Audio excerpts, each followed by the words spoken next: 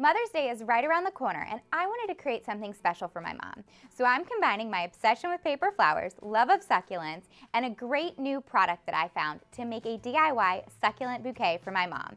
So today we're going to use Beacon Zip Dry and create a beautiful succulent arrangement. Let's go ahead and get started.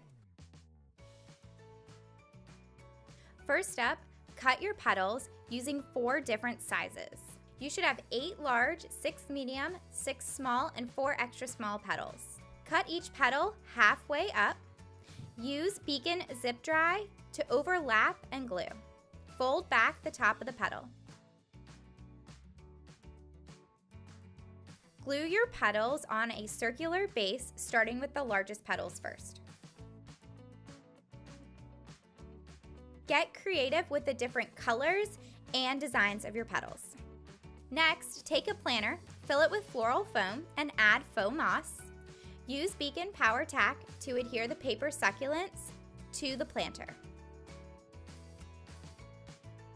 How cute is this? So Mom, if you're watching, hint, hint, this is what you might be getting.